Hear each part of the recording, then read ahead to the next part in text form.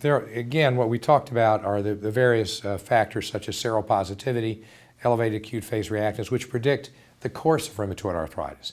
We know that if a patient already has X-ray changes, they're more likely to have future X-ray changes. So there's the risk factors that we use when we predict outcomes for rheumatoid arthritis. We really, other than being a family member, a sibling, or a brother or sister of someone with rheumatoid arthritis, where your risk is modestly increased, the risk is doubled. If the normal risk of having rheumatoid arthritis is 1 in 1,000 per se, then the risk, having family members doubles that risk to 2 in 1,000. So the risk is still very low.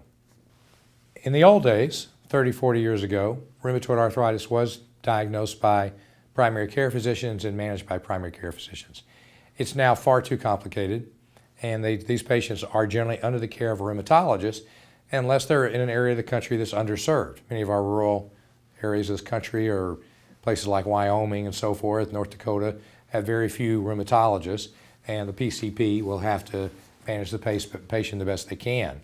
But our therapies and our approach are to be aggressive early on, to use combination therapies and potentially biologic therapies, and these are really out of the realm of the PCP at this point, in most PCPs, unless they have a special interest in our diseases. So rheumatoid arthritis is, if you have that disease, you should be under the care of a rheumatologist and work together with the PCP on management of the patient.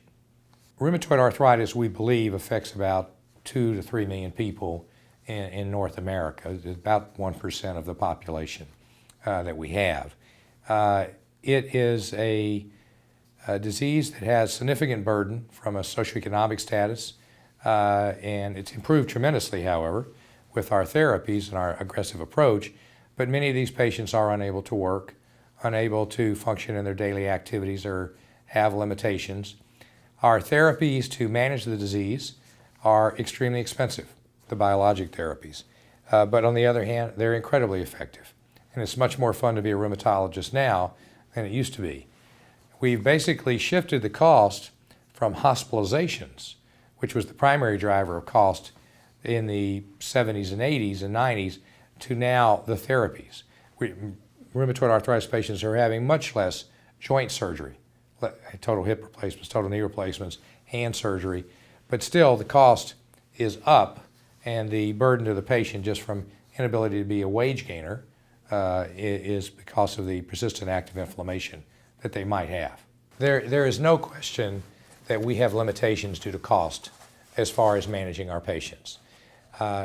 Unfortunately, in this day and age, the decisions we make are often resisted by insurance companies who are unwilling to pay for our expensive drugs, or have what we call step edits, where we have to go through what they feel is appropriate for the patient before we treat them with what we think is appropriate.